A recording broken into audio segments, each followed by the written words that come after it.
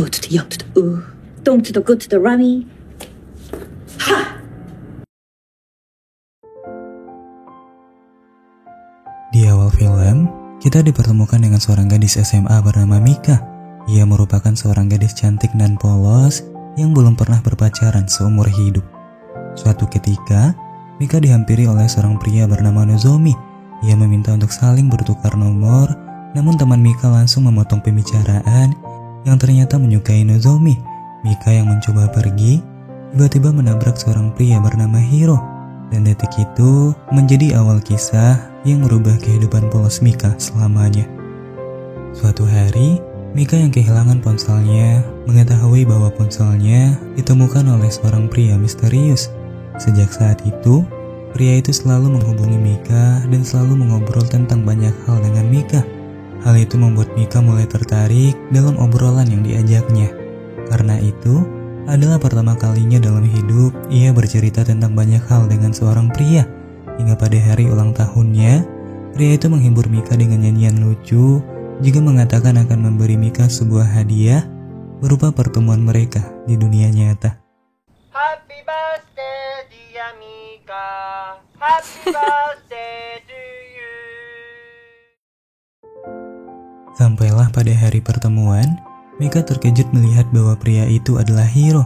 Hiro lalu memberinya sebuah bunga, namun Mika yang tak menyangka bahwa selama ini ia berbincang penuh rasa dengan seorang berandalan di sekolah, menolak bunga itu, dan ia pergi dengan kecewa. Dikala pulang sekolah, Mika mengikuti Hiro diam-diam, dan ia melihat Hiro sedang merawat bunga, juga menanam kembali bunga yang tadi ditolak oleh Mika. Melihat ketulusan yang berbanding jauh dari penampilannya, Mika mulai mengubah pikirannya dan ia mulai menerima Hiro dalam hatinya. Sejak saat itu, mereka mulai melalui banyak momen kebahagiaan yang akhirnya membuat mereka menjadi yakin lalu berpacaran. Momen itu berlanjut hingga Hiro mengajak Mika ke rumahnya dan ia memperkenalkan Mika pada kakaknya. Setelah itu, mereka bercerita tentang banyak hal juga perasaan. Cerita mendalam itu akhirnya membawa mereka lebih jauh, membangun keindahan cinta yang mereka dambakan.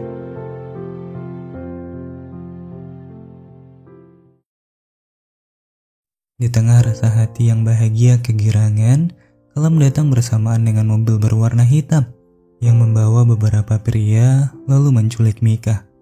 Meski sempat mencoba lari, Mika tetap tak berhasil. Hingga pada detik itu, Mika menjadi pelampiasan dari sekelompok pria penuh dosa yang setiap detik memberi luka pada jiwa dan raganya. Dalam sakit yang tak tertahankan itu, Mika akhirnya pingsan dan ditinggalkan begitu saja. Malam harinya, dalam tetes kekuatan terakhirnya, Mika dipertemukan dengan Hiro yang telah mencarinya sejak siang tadi. Hiro sangat terluka melihat keadaan sosok yang dicintainya. Ia kemudian memeluk Mika untuk menenangkannya. Hiro lalu mendatangi para pria yang telah menghancurkan hidup kekasihnya dan dengan membabi buta menghajar mereka. Setelah dihajar habis-habisan, para pria itu mengungkap bahwa mereka hanya melakukan permintaan seorang wanita yang membayar mereka, dan wanita itu bernama Saki. Dan ia adalah mantan Hiro di masa lalu. Dengan amarah yang tak tertahan, Hiro menyeret Saki ke hadapan pacarnya yang terluka. Namun dengan hati baiknya, Mika dengan tertatih mengatakan bahwa ia memaafkannya. Ibu Mika yang merasa khawatir membawa Mika ke rumah sakit. Beruntung, dokter mengatakan bahwa fisik Mika baik-baik saja. Namun ketika kembali ke sekolah, Mika menemukan tulisan di papan belajar yang menyebutnya sebagai siswa polos yang bergelar pelacur. Hiro menghapus tulisan itu, lalu berteriak dengan hati yang tersayat melihat pacarnya dilukai dengan keji. Hiro membawa Mika ke perpustakaan guna menjauhi semua luka itu. Hal itu membuat Mika merasa terlindungi dan nyaman di dekat Hiro. Kemudian, mereka memutuskan untuk berbagi cinta kala itu, karena pada detik itu, mereka hanya memiliki satu sama lain untuk saling mengerti dan mengobati. Minggu-minggu berlalu, Mika tiba-tiba merasakan mual saat makan malam. Dokter menjelaskan bahwa Mika telah hamil dan Mika memberitahukan hal itu pada Hiro. Namun tiba-tiba Hiro langsung pergi meninggalkannya. Hal itu semakin membuat Mika merasa sendiri dalam hidup dan membuatnya sangat kecewa. Ketika akan pulang, tiba-tiba Hiro kembali dengan membawa sebuah hadiah yang disiapkannya. Juga sebuah kata bahwa ia bahagia karena Mika telah mengandung anaknya. Ia juga berjanji akan merawat Mika dan anaknya kelak dengan penuh cinta dan ketulusan. Mereka lalu membeli sepasang cincin sebagai tanda bahwa mereka akan tetap mencintai selamanya. Akhirnya, Hiro memberanikan diri meminta izin kepada orang tuanya untuk merestui hubungan mereka. Ia berjanji akan bertanggung jawab penuh atas kehamilan Mika. Namun ayah Mika sulit memberi jawaban karena Mika kecilnya yang baik dan polos itu telah mengalami luka hidup yang tak terkira. Sang ayah kemudian meminta Hiro untuk memberinya waktu. Beberapa bulan setelah itu, Saki yang masih tidak bisa merelakan Hiro pada Mika akhirnya merundung Mika. Dan dengan penuh emosi, Saki mendorong Mika hingga terjatuh. Malangnya, hal itu membuat kandungan Mika keguguran, juga membuat mereka menjadi sangat terpukul karena buah hati kecil yang telah menjadi harapan sekarang telah pergi sebelum sempat hadir memberi kebahagiaan.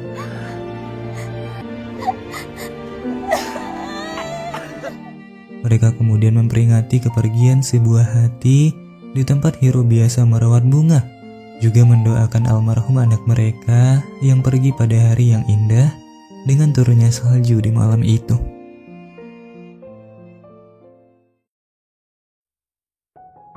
Sejak kehilangan harapan dalam hidup, Hiro tidak pernah menghadiri sekolah lagi dan Mika tak pernah lagi bertemu Hiro. Di suatu kesempatan, Mika kembali bertemu Hiro, namun pertemuan itu justru berbuah duka, di mana Mika melihat Hiro mencium wanita lain yang seketika membuatnya sangat kecewa. Di perpustakaan, Mika meminta kejelasan atas semua itu, dan Hiro langsung mengatakan bahwa ia sudah tidak lagi merasa bisa melanjutkan hubungan itu. Hal itu seketika menghancurkan Mika, dan Mika kemudian melempar cincin yang dulu ia pakai dengan bahagia, dan sekarang ia lepas dengan duka. Mika yang merasa berlebihan kala itu, kembali mengajak Hiro bertemu dan memperbaiki hubungan mereka. Namun pertemuan itu justru memperjelas bahwa mereka telah berpisah ketika Hiro melempar dan mengembalikan cincin yang Mika lempar di sekolah. Hiro juga mengatakan bahwa sejak detik itu mereka tidak akan bertemu lagi dan ia tidak akan ada lagi untuk menghapus air mata Mika.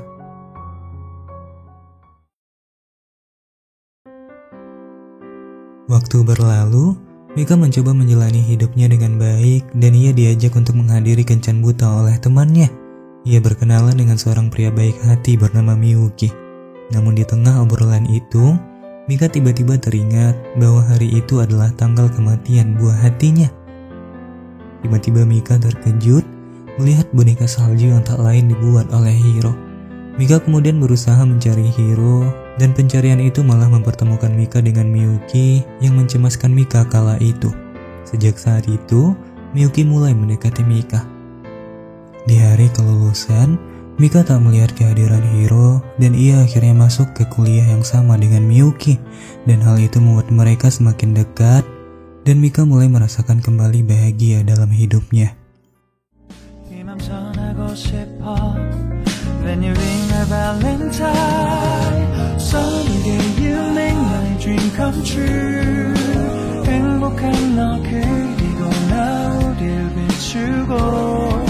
너희들 by my side 멈춘 시간 속 서로가 마주하는 이곳 I can see you through a little far away.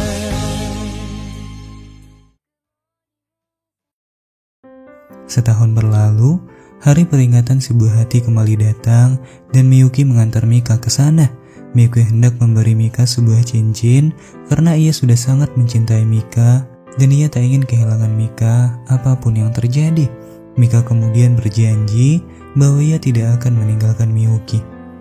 Sesampainya di pemakaman, Mika terkejut melihat Nozomi di sana, teman Hiro di masa lalu. Mika langsung menanyakan apa yang ia lakukan di sana dan Nozomi langsung menjelaskan bahwa ia pergi menggantikan Hiro memperingati kematian anaknya. Nozomi juga mengungkapkan alasan mengapa Hiro menjauhi Mika selama ini.